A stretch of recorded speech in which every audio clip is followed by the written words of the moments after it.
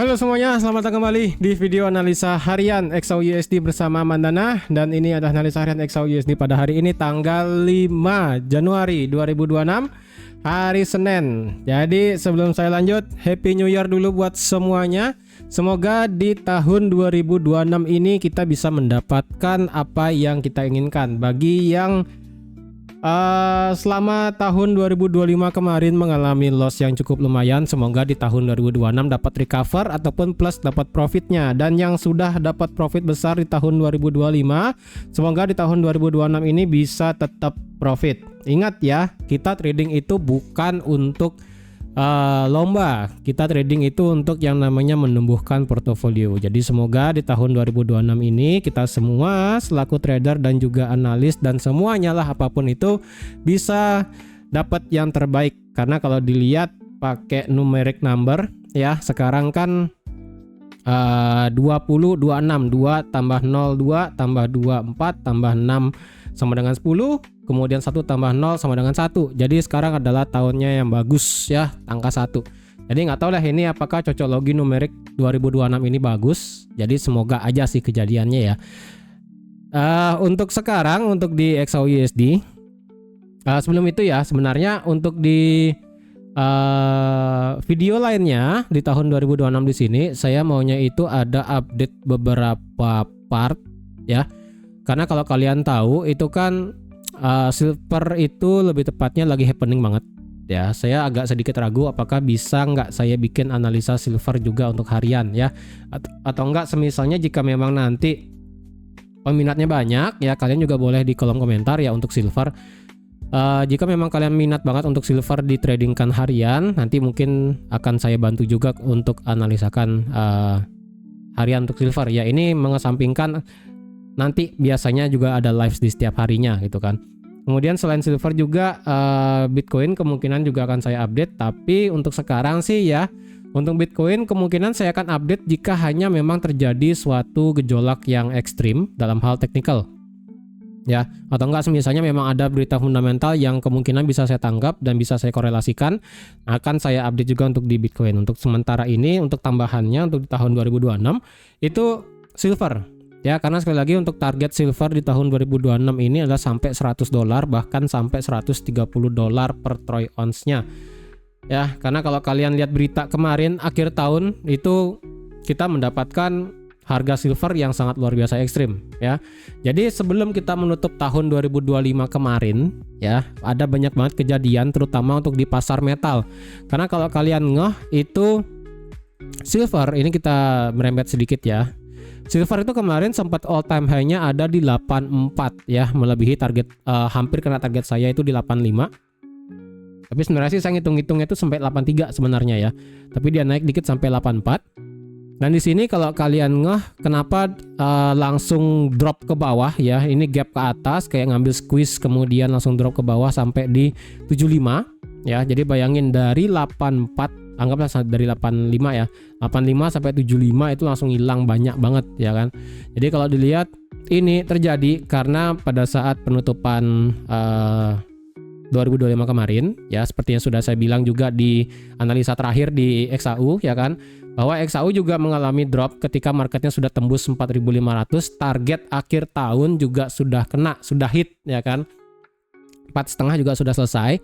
Dan kalau dilihat ketika 4,5 sudah selesai, marketnya juga drop. Ini juga dibekali ataupun diikuti juga dengan XAG ataupun silver, yang dimana kenaikan dari XAG ini kan ekstrim banget ya, semenjak dia break dari konsolidasi panjang yaitu dari harga 55. Jadi ketika dia break 55 itu nggak ada koreksi sama sekali ya, ekstrim sekali. Karena kalau kalian selama XAG beberapa hari kemarin itu ekstrim luar biasa. Bahkan kalau dilihat sebenarnya ada saudaranya ataupun kayaknya adiknya atau kakaknya ya, yaitu yang namanya adalah Platinum. Jadi kalau kalian lihat Platinum itu juga mengalami yang namanya kondisi ekstrim. Ini kalau kalian lihat 1, 2, 3, 4, 5, 6, 7, 8, 9 candle bullish berturut-turut, yang dimana ini ketika dia break di atas 1750 marketnya nggak pernah turun.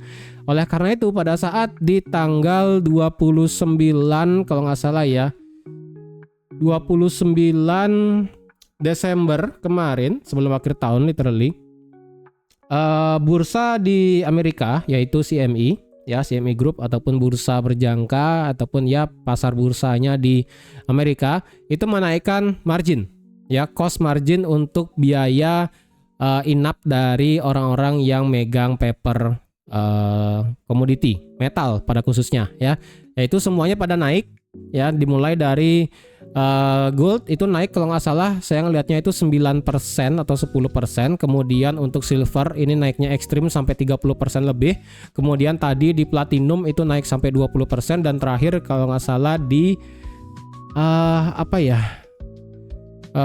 emas, silver, platinum, copper sih enggak, ataupun tembaga enggak, apa itu lagi satu saya lupa ya, itu naik semua. Jadi untuk aset-aset metal itu sebenarnya harga biaya untuk bisa orang kita kalau yang trading ini beda ya. Jadi trading yang kita lakukan di sini ini merupakan spot market ataupun yang biasanya adalah derivatif ataupun bisa dibilang sebagai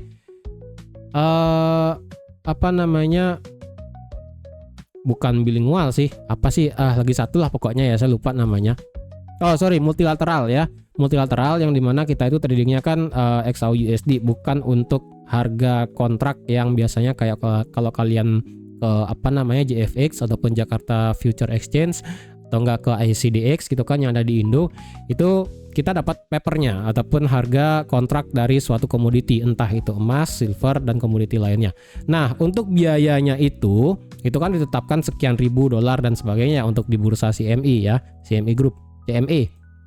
Nah, kemarin untuk sebelum akhir tahun CME menaikkan margin untuk beberapa, lebih tepatnya agak banyak dari metal.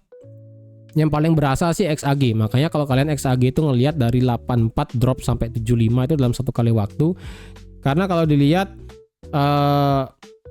ketika menaikkan margin ya untuk para pemegang kontrak dari paper silver, ini saya contoh untuk silver aja ya. Silver itu kan berarti jika mereka itu pengen menahan posisi buy-nya bagi yang sudah nge-buy di bawah, itu berarti untuk bisa beneran masih memegang paper kontrak ataupun dari kontrak silvernya itu harus punya margin yang lebih besar ya. Oleh karena itu ketika CME mengumumkan adanya biaya tambahan lebih besar, otomatis orang-orang yang sudah pegang dari bawah itu karena tidak ingin juga nambah deposit lagi ya kan, akhirnya mereka lepas.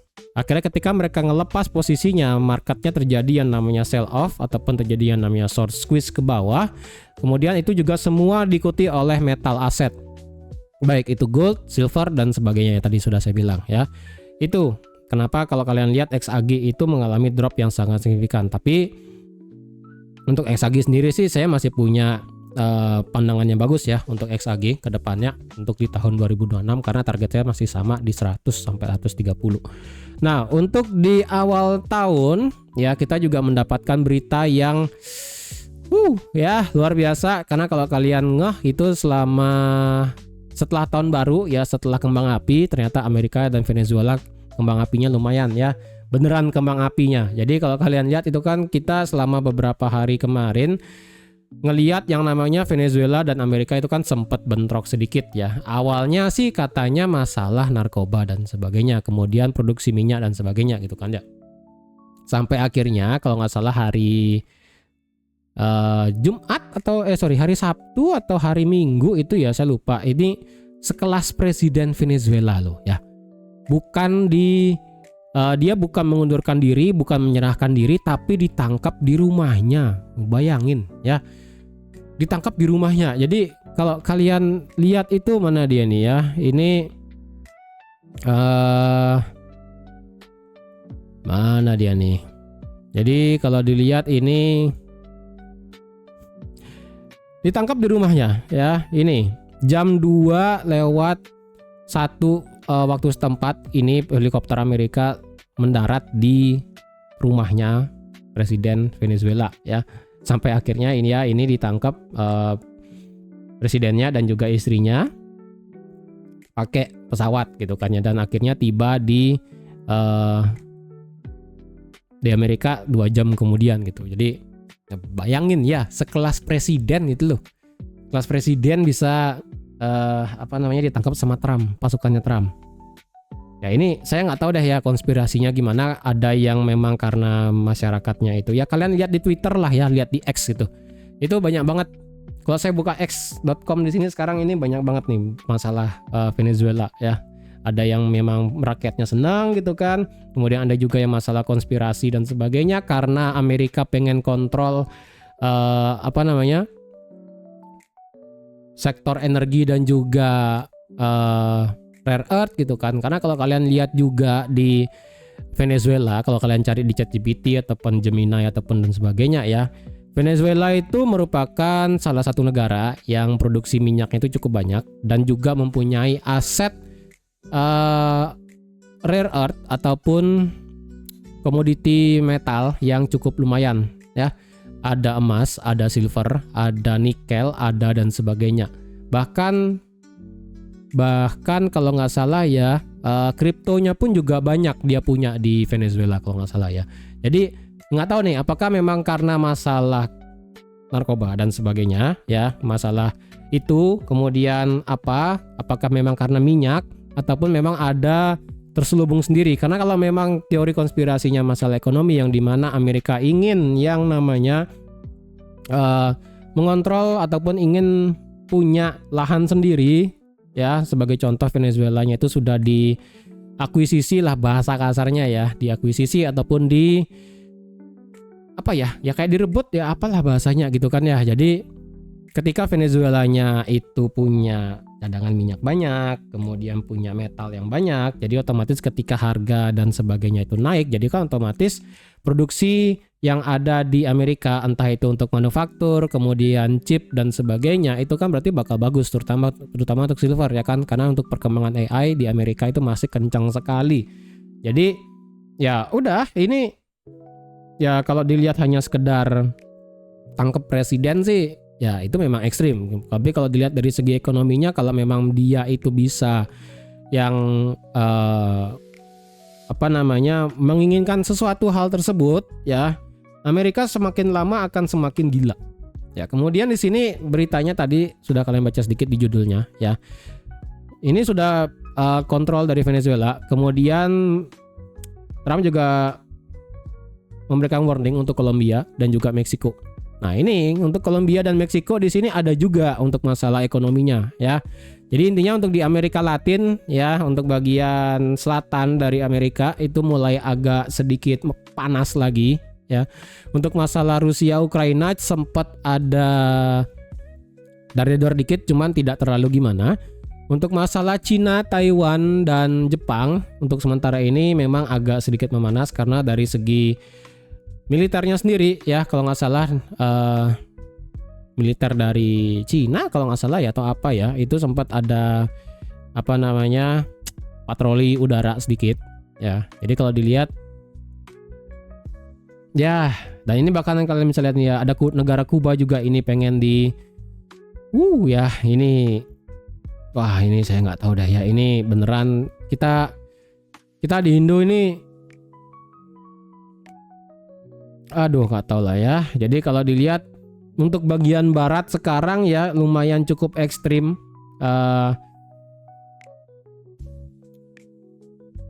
Masalah geopolitik ya, jujur ini masalah geopolitik ini bikin saya agak pusing sebenarnya ya.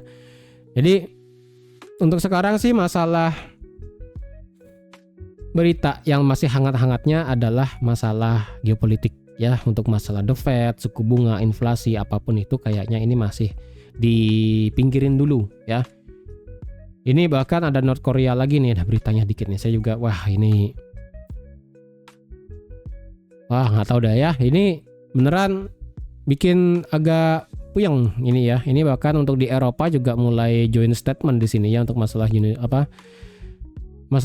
masalah dari Venezuela ini. Intinya di bagian barat, kemudian agak ke utara dikit ya, kemudian agak timur dikit ya kan. Untuk masalah Israel Iran sih untuk sekarang tidak ada update-nya sama sekali ya. Kalau dibilang masih gawat ya masih gawat aja.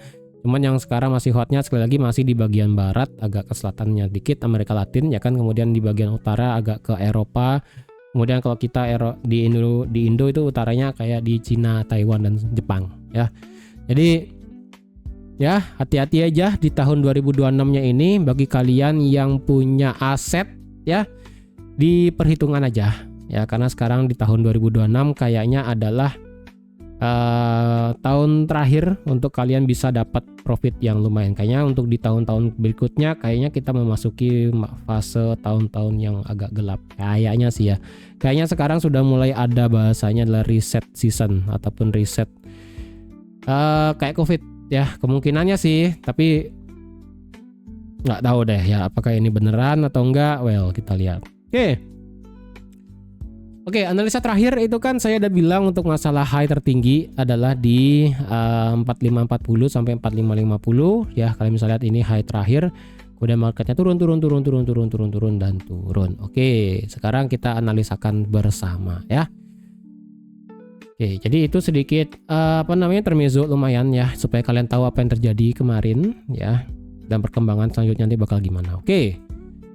Kita kembali ke monthly dulu ya, karena sudah penutupan Desember dan sudah memasuki Januari. Oke, di sini saya buka dulu untuk membuka yang namanya seasonality. Karena setiap awal bulan kita buka seasonality ya. Sorry.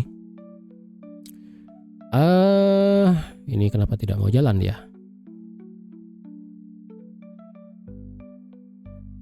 Bentar ya. Oke, lanjut dari sini dulu ya.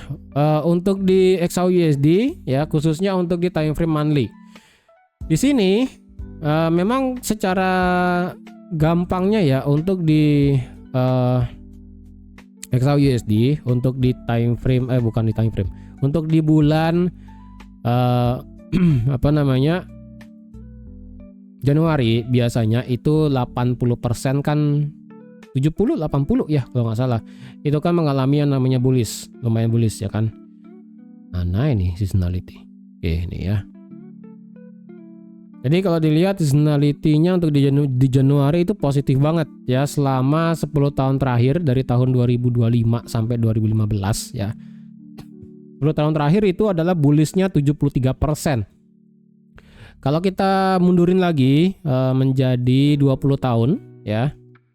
20 tahun terakhir untuk di bulan Januari itu adalah positif bullish sebesar 67%. Jadi kalau ibaratkan ini 20 tahun sendiri bahkan 67 ya, di atas 60%. Kalau kita lihat 5 tahun terakhir ya udah pasti banyak ya kan. Untuk 5 tahun terakhir sendiri ya ini pas 50%, karena untuk di tahun 2021 ini kan setelah Covid ini agak beda. Tapi kalau 10 tahun terakhir kayak tadi ya, ini bullish-nya adalah sebesar 70%. Ya, hanya setelah Covid-nya ini marketnya merah. Jadi sebelum Covid ini marketnya hijau semua ya. Ini 2015 8%, 16 ini 5, 3, 4, lumayan ekstrim ini ya untuk kenaikan di bulan Januari. Jadi kalau dibilang Januari ini kita masih positif buat bullish. Untuk sementara sih berdasarkan seasonality iya. Cuman dari segi teknikal dan sebagainya agak sedikit worry. Kenapa? Ini saya buka sekarang dari segi time frame monthly. Monthly kalau kita lihat sebelumnya ketika market mengalami all time high di bulan Oktober, all time high sebelumnya ada di harga 4381. Ya. 4381,5 adalah all time high sebelumnya di Oktober 2025. Kalau kita lihat di Desember kemarin, penutupannya itu adalah ada di harga 4321. Otomatis penutupan di Desember itu berada di bawah all time high di Oktober. Ya. Yang berarti ini marketnya hanya melakukan yang namanya sweep all time high, kemudian marketnya tutup di bawah 4381. Jadi kalau dilihat di sini marketnya itu masih kejebak. Ya. Ini marketnya masih otomatis ini masih bullish, hanya saja masalahnya yaitu penutupan candle di Desember. Penutupan di Desember itu tidak berhasil di atas 4381. Jadi secara teorinya ini tidak bisa kita mendapatkan yang namanya break of structure. Karena kalau kita lihat berdasarkan historinya ya, ini saya contoh untuk ambil ketika marketnya masih bullish, yaitu pada saat di April. Ya, April kalau kalian lihat marketnya itu all time high kan di 2431. Kemudian Mei all time high-nya naik di 2450 tapi tutupnya gagal yaitu di 2329. Ini hanya untuk sweep all time high kemudian gagal turun. Alhasil bulan depannya di Juni ini marketnya diem. Nah, ketika di bulan Juli marketnya tutup di atas 2431, marketnya langsung rally ke atas. Kemudian di sini contohnya lagi adalah di sini pada saat sideways besar di April 25 kemarin. 3,5 merupakan all time high-nya. Kemudian setelah itu marketnya tidak ada close di atas 3,5, bahkan sweep all time high 3,5 pun tidak ada. Alhasil marketnya kan bullish luar biasa nih. Nah, di sini kalau dilihat ya tadi sudah saya bilang, ini marketnya memang tutup di bawah 4381. Jadi kalau dilihat sejatinya kita tidak mendapatkan yang namanya candle close di atas 4381, tidak ada yang namanya break of structure dari all time high secara body candle close. Tapi kalau cuma nge-sweep doang, yes.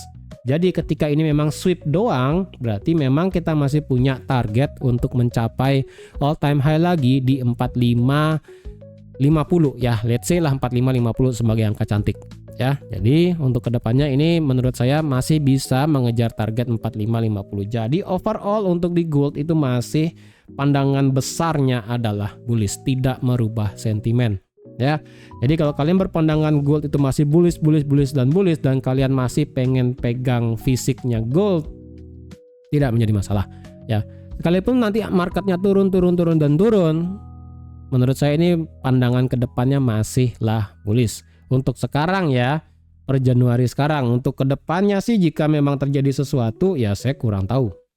Ya, selama bulan ataupun selama berapa minggu kemudian jika memang terjadi sesuatu sih ya itu sih gitu kan ya. Nah, sekarang kalau kita lihat berdasarkan indikator. Indikator kalau kita lihat dari stokastik, ini marketnya memang sudah stabil stagnan sekali di area overbought dari Juni 2024. Jadi kalau dilihat dari Juni 2024 sampai sekarang ini sudah kita berjalan selama 19 bulan atau bisa dibilang selama 1,5 tahun ya berdasarkan stokastik, dan itu juga sama dari segi RSI. RSI-nya itu juga sudah berada di zona overbought selama 1,5 tahun dan sekarang RSI monthly sudah di 93. Ingat, ini 93 adalah level yang ekstrim karena kalau saya kasih angkanya ya ini saya 93 ya. 93 terakhir itu adalah di tahun ini sih. Ini pada saat tahun 73 pada saat pertama kali gold itu di reserve asset ya kan. Tapi pada tahun 80 ini kan RSI-nya ada di 90 ya. Jadi jika memang mengacu pada kejadian ini ya, jika mengacu pada kejadian pada saat tahun 80 yang dimana RSI ketika menyentuh 90 dan setelah itu bulan-bulan berikutnya yaitu bearish, memang ada skenario ataupun bisa terjadi cocok logi yang dimana ketika memang ini sudah hit 90 kemungkinan marketnya bisa terjadi bearish ya, tidak menutup kemungkinan hal seperti itu bisa terjadi.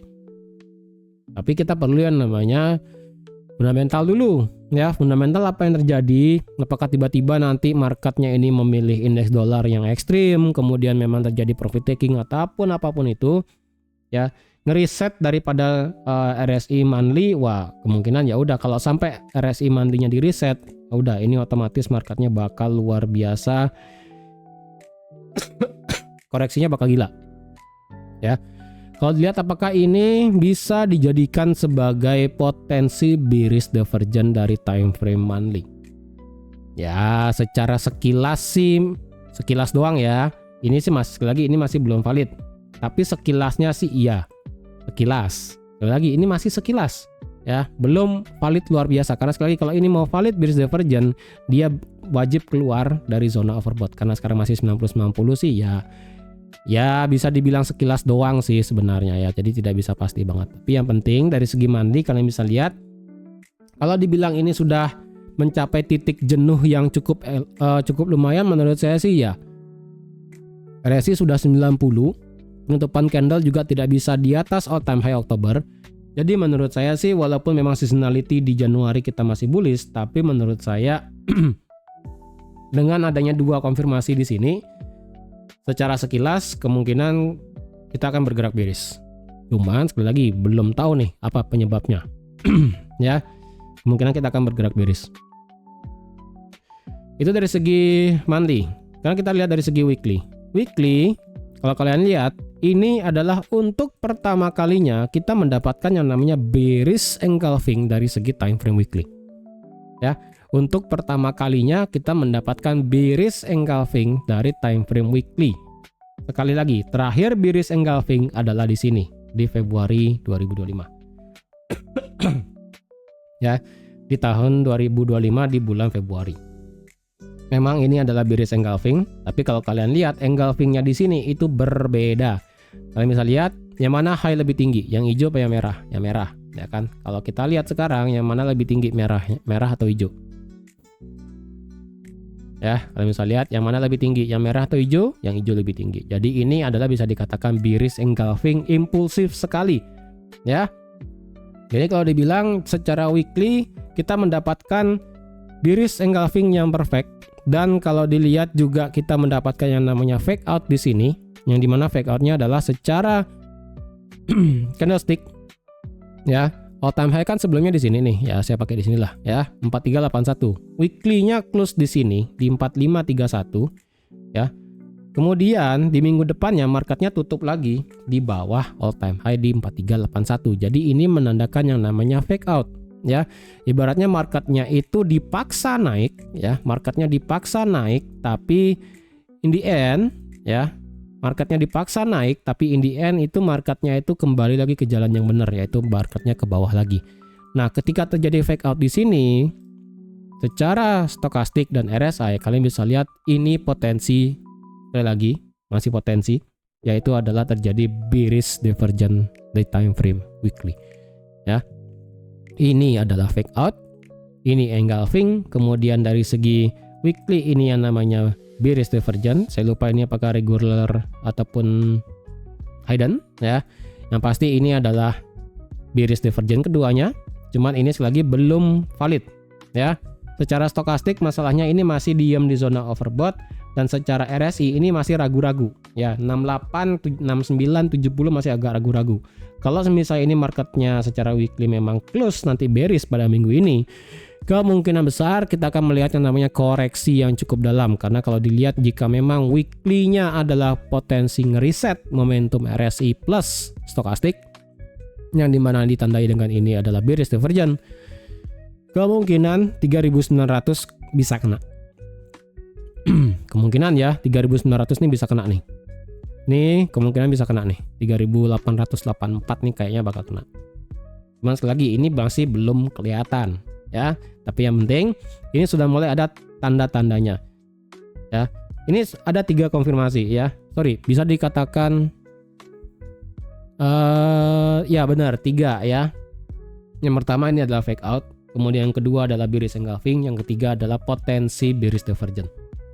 Harusnya kalau memang ini potensinya adalah ke bawah, ini seharusnya sih bisa ke bawah. Hanya saja sekali lagi fundamentalnya apa?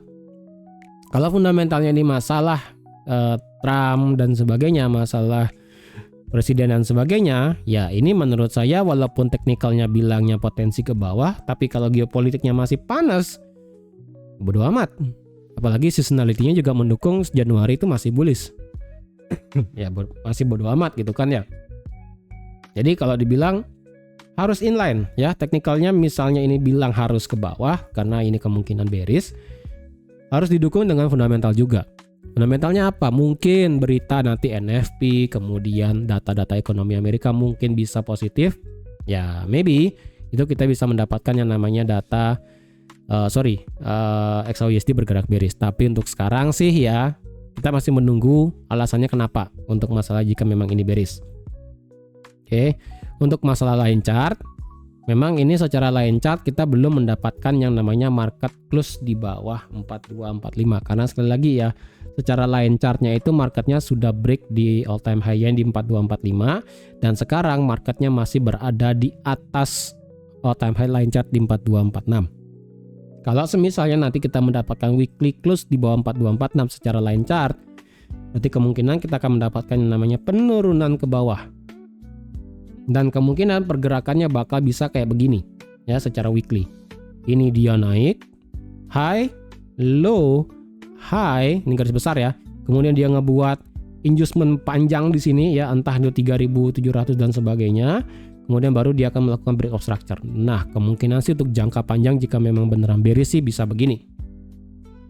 Ya, ini bisa begini. Bisa begini nih. Nah, ya. Secara garis besarnya sih bisa begini nih. Jika memang marketnya itu memilih untuk bulan ataupun awal sekarang ini bearish dan bearish. Misalnya ketemu di sini ya, mungkin hitung-hitungannya gimana pun nanti misalnya anggaplah 3.700 ya. Angka ya 3.700 lah anggap ya. Kemudian marketnya itu naik terbang ya, ini wow, ini gila sih jika memang benar seperti ini ya. Tapi kalau kita lihat sekali lagi secara weekly line chartnya kita masih belum ada close di bawah 4246 ya. Jadi secara weekly line chart ini masih bullish. Dan secara candlestick ya ini masalahnya apakah bullish, ini ada engulfing soalnya. Dan ini juga ada fake out, agak sedikit problem. Jujur agak sedikit problem. Oke, sekarang kita ke daily. Tapi tetap secara structure kita tetap bullish ya, nggak peduli apapun itu. Monthly structure tetap bullish, weekly tetap bullish. Hanya saja tadi monthly kita tidak mendapatkan body candle close di atas all time high. Itu doang sih minusnya satu ya. Weekly kalau dibilang body candle close ya kita mendapatkan fake out. Ya itu beda. Tapi kalau kita bicarakan structure ya tetap sudah boss ya. Secara weekly kita sudah boss di sini ya. Ya otomatis marketnya kalau dibilang bullish ya memang masih bullish, tidak berubah ya. Daily. Oke, sekarang kita bicara daily. Kalau kita bicara daily, otomatis kita perlu ngelihat yang namanya secara garis besar, ya. Secara garis besar, sekali lagi, marketnya kan masih begini pergerakan daily, ya. Dia high, dia low, dia high, dia low, dia high, dia low, dia high. Ya, ini merupakan swing besarnya. Jadi tetap ini adalah inducement-nya di sini. Tidak berubah ya, dan di sini sama kayak tadi di weekly ini adalah break of structure. Jadi otomatis daily secara garis besarnya ini masihlah bullish. Kalau kalian ibaratkan pakai wave, ini sebenarnya sih udah wave 3, kemungkinan ini koreksi wave 4, kemudian bisa wave 5, ya bisa aja sih. Cuma ini sekali lagi ini sudah bullish ya. Ini sekali lagi ini adalah high, low, dan high. Ya ingat ini structure besarnya masih begini. Tapi kalau kita bicarakan structure kecilnya ya kayak begini ya. Kalau kita bicarakan structure kecil sekarang. Ini high, low, ini high, ini low, ini high, ini low, ini high. Nah, ini adalah low. Jadi kalau dilihat higher low terakhir dari segi daily adalah di sini. Ya. Inilah higher low terakhir. Jadi ini jika semisalnya kita mendapatkan break of structure di bawah 4270, close candle di bawah 4270, maka ini akan bisa menjadi change of character. Ya, kalau misalnya lihat sendiri marketnya ini kemarin hampir change of character, turun sampai 4274 ya, 4275 kemudian mental naik. Ya ini kalau dibilang ya ini ya kita sementara ini sih masih menunggu ya, apakah ini beneran mau bearish atau enggak. Dan kalau semisalnya apakah ini marketnya bisa seperti mengulang kejadian Oktober kemarin, ya bisa aja sih. Cuman yang bedanya adalah dari segi Oktober kemarin itu kejadiannya kan ini masih dalam kondisi market yang stabil ya. Masih dalam kondisi market yang stabil dalam artian marketnya ini tidak ada close kayak kemarin ya. Dalam artian tidak ada libur Natal dan Tahun Baru. Kalau dibilang mirip ya kalau kalian mau cocok logi sih ya cocok logi aja sih juga boleh ya. Ini candlenya hijau, merah panjang. Ini hijau, merah panjang ya. Kemudian di sini yang namanya doji ya, panjang doji, ini doji juga kebalik ya kan. Ini merah, ini hijau, tapi di sini marketnya langsung break ke bawah, ini malah naik lagi ke atas. Jadi agak sedikit beda. Tapi yang penting di sini kalau dilihat dari segi daily, ya structure kecilnya sih ini masih bullish ya, tidak ada change of character di sini di bawah 4270, dan ini juga diperkuat dengan marketnya itu masih berada di atas trend line, yang dimana trend line ini bisa kalian pakai sebagai support juga, yang dimana trend line ini berhasil menahan market selama 2 bulan terakhir ya, dari Oktober kenanya November akhir juga, dan kemudian marketnya terbang. Jadi selama dia masih di atas trend line, juga masih di atas 4270, ya udah kalian ngelihatnya bullish ya juga, it's okay ya. Kalau dibilang sekarang secara daily ya, kita memang mendapatkan ada satu daily bearish fair value gap yang segede gambreng di sini, dan marketnya juga sudah kena ya kan. Apakah potensial marketnya bakal break ke bawah? Untuk hari ini kita mendapatkan gap yang lumayan besar ya. Ini saya pindah sedikit. Nah, kalau kalian lihat, kalian bisa cek di MetaTrader kalian sendiri. Ini saya pakai versi Oanda ya. Untuk gap sendiri itu dari 4333 ya sampai di 4350. Kita masih punya utang lagi 170 pip ke bawah. Jadi kalau dilihat menurut saya sih ini masih lumayan bisa untuk bergerak bearish jika misalnya ini marketnya memilih untuk menutup gap pada hari ini ya. Ini sih gap, cuma kalau dari versi FXCM sih nggak kelihatan gapnya. Oke. Dari segi daily ini ya, jadi kemungkinan jika memang dia sudah kena dari bearish fair value gap, kemudian dia turun hanya untuk nutup gap, ya ini lumayan juga ya. Dari harga sekarang 93 turun sampai ke bawah, ini 600 pip, ini juga udah gila sih. Kemudian sekarang ke time frame H4. Untuk masalah time frame H4, ini ada satu pola sedikit ya, yang dimana ini kemungkinan ada pola yang namanya inverted high and shoulder juga di sini. Nah ya, jadi untuk sekarang kita punya satu support become resistance yang lumayan valid juga. Untuk sekarang saya bisa pakai adalah di 4405 lah ya.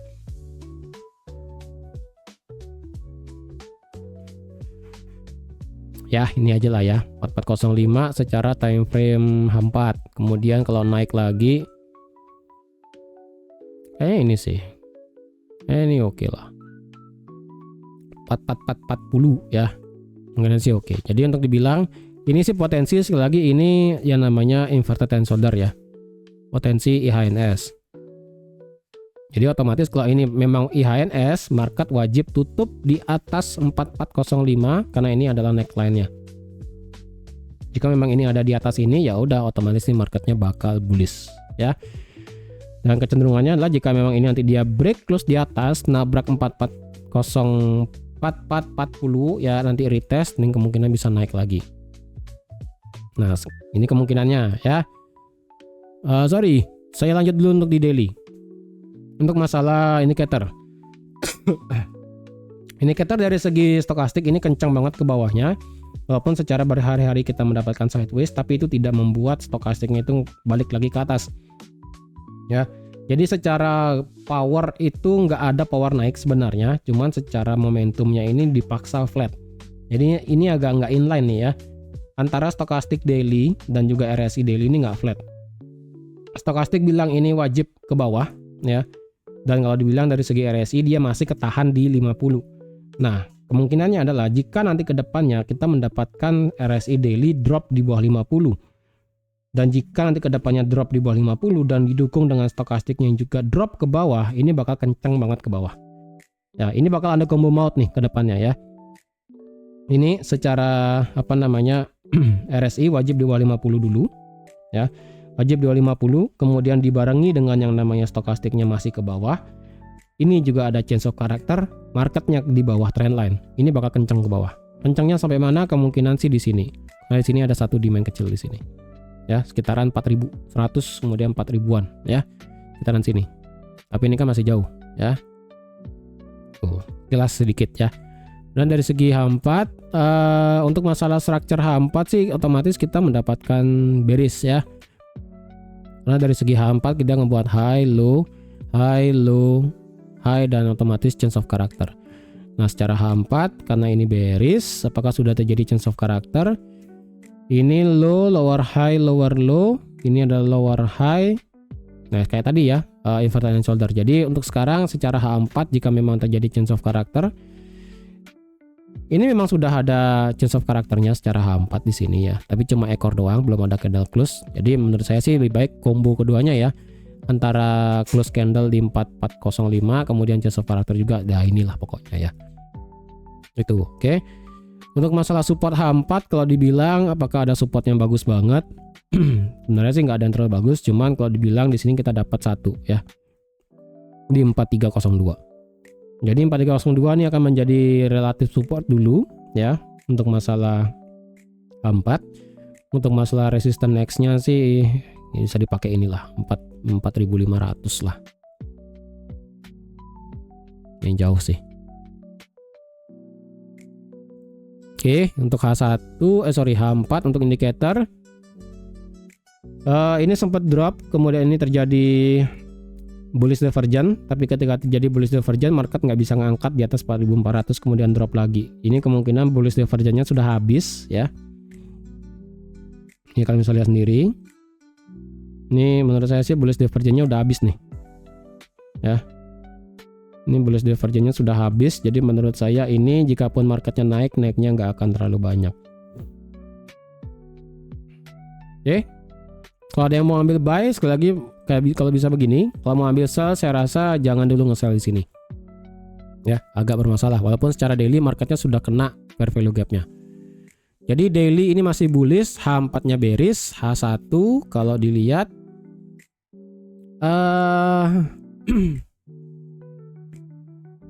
kalau kita bicara H1 sih sebenarnya wah ini agak campur ya.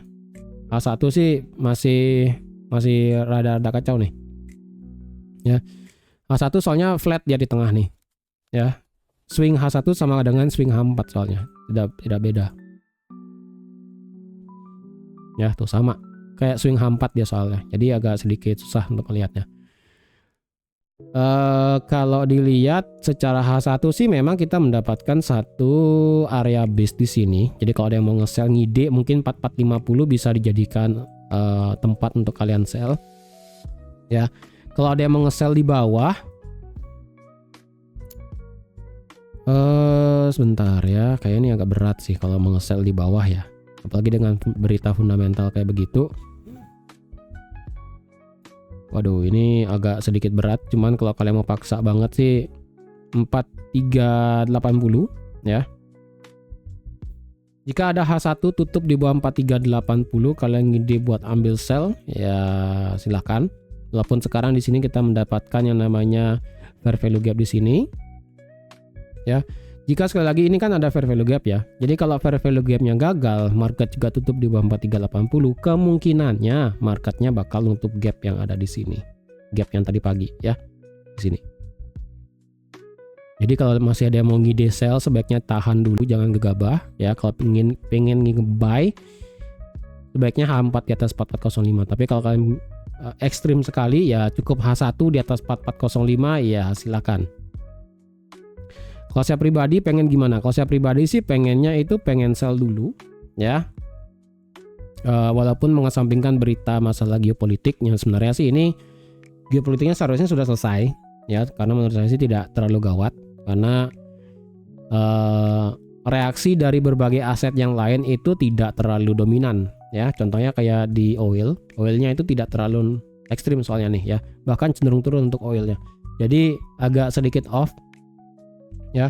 Untuk currency juga tidak terlalu gimana, indeks dolar juga tidak terlalu gimana. Jadi menurut saya ini saya untuk sekarang sih masih cari, kalau bisa sih saya cari short dulu ataupun cari sell sih. Dengan kondisi jika misalnya kayak tadi begini ya, targetnya sih kemungkinan sampai tutup gap dulu. Tapi ingat ya, dari 80 sampai ke 30 ini lumayan nih, 500 pip. Ya. Jadi silakan dipikir kalau ingin sell di bawah 4380 ya. Resikonya agak besar. Jadi harap diperhatikan. Oke. Jadi saya rasa sekian dulu ya untuk analisa XAUSD pada hari ini. Jadi sekarang ini masih hari Senin ya, jika misalnya kalian ingin trade langsung hari Senin Ya kalian boleh pandangannya pengen buy, pengen sell, it's okay untuk sekarang. Kalau kalian ingin berpandangan untuk ambil posisi sell, menurut saya seperti ini. Kalau ingin buy, tunggu H4 nabrak, retest dan sebagainya, baru bisa nanti ambil posisi buy gitu ya. Sabar dulu, karena menurut saya sekarang ini kita tinggal tunggu marketnya reaksinya gimana, nanti pada saat sesi London juga, kemudian nanti sesi US kayak gimana. Oke, jadi sekian dulu untuk hari ini. Terima kasih sudah nonton video sampai habis. Terima kasih juga sudah like, share, dan subscribe seperti biasa. Dan sampai jumpa lagi di analisa harian XAUUSD selanjutnya. Bye bye.